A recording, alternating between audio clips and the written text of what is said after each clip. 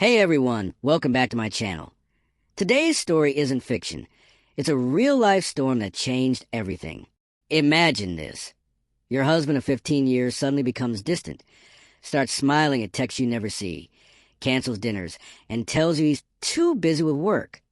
Yeah, that's exactly how my story began. My name's Isabella, and until a year ago, I thought I had it all. A mansion, luxury cars, a husband who was the CEO of a billion-dollar empire, and a marriage people envied. But beneath the glossy surface, there was rot, and I was about to uncover just how deep it went. It started with a message I wasn't supposed to see, a WhatsApp notification that popped up on his laptop one night when he thought I was asleep. A heart emoji, a photo of champagne, and the words, "Can't wait till she's out of the picture, red heart." My heart dropped, but my mind didn't panic. I didn't scream. I didn't confront him. No, I smiled, because I knew what kind of man my husband, Daniel, really was. He was smart but greedy, charming but careless, and worst of all, he thought I was dumb. That was his biggest mistake. The next morning, I played the perfect wife, made him breakfast, kissed his cheek, and listened as he lied about a business meeting in Miami. He didn't know that I had already cloned his phone weeks ago after sensing something was off. By noon, I watched his location ping from his office straight to a luxury resort, not in Miami, but in the Bahamas.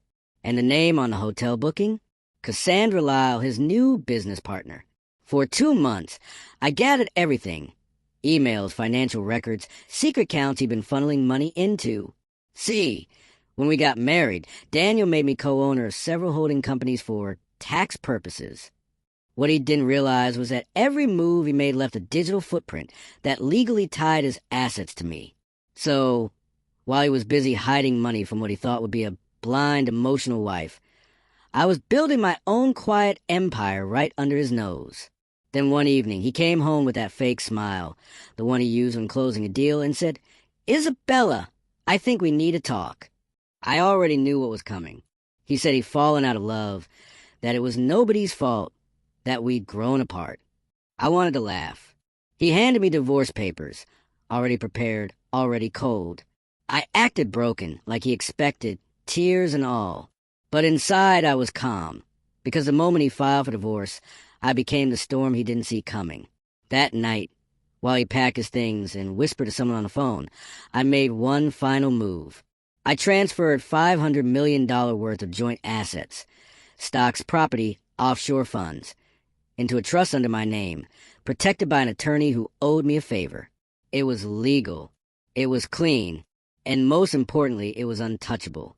A week later, Daniel flew off with Cassandra to celebrate his freedom in Monaco. I didn't call. I didn't chase. I just waited. And when his lawyer sent a smug email demanding an equitable split, I smiled and replied, "Of course, but there's nothing left to split." You should have seen the panic that followed. Calls, threats, begging. Daniel realized too late that everything he thought he owned was already gone. The empire he built was standing on my foundation. Every contract, every signature, every property. I had been listed as co-owner, silent partner, or trustee. Legally, he had no claim without my consent. I remember the night his attorney called me, stammering, "Mrs. Warren, there must be some mistake. He says the accounts were his." I simply said, "Not anymore." Within weeks, his new love, Cassandra, vanished.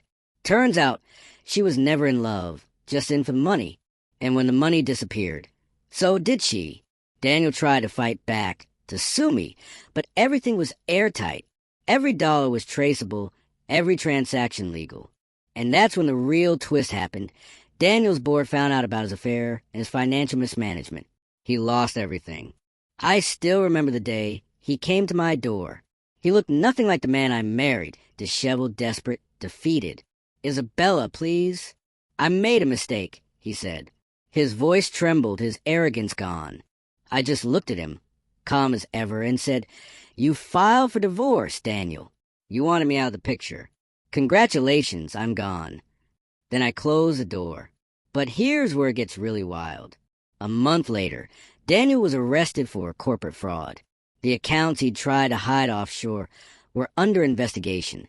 And the only person who could save him, the one with the documentation to clear his name, was me. I didn't. Why would I? He betrayed me, humiliated me, and underestimated me. The same woman he called just a housewife had outsmarted him in every way. I moved to Switzerland, changed my number, and started this channel to tell my story. Not out of revenge, but as a reminder. Never let anyone make you feel powerless. I built a new life with the money I rightfully earned. Opened a foundation, funded schools, and helped women who've been trapped like I once was. Sometimes people ask me if I regret what I did. My answer? No. I regret trusting him. I regret wasting years thinking love meant loyalty. But I'll never regret saving myself before it was too late. Because the truth is, Daniel filed for divorce thinking I was clueless. But the game was already over before he even picked up the pen. And the best part?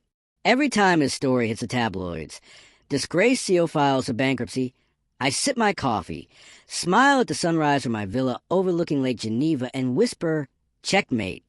So yeah, that's my story. To every woman listening, never underestimate your silence.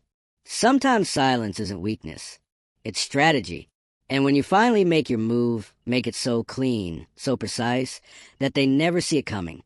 Thanks for watching. If you love this story, don't forget to like, comment, and subscribe for more real-life twists you won't believe. And remember, sometimes revenge doesn't need fire, just a little intelligence and patience.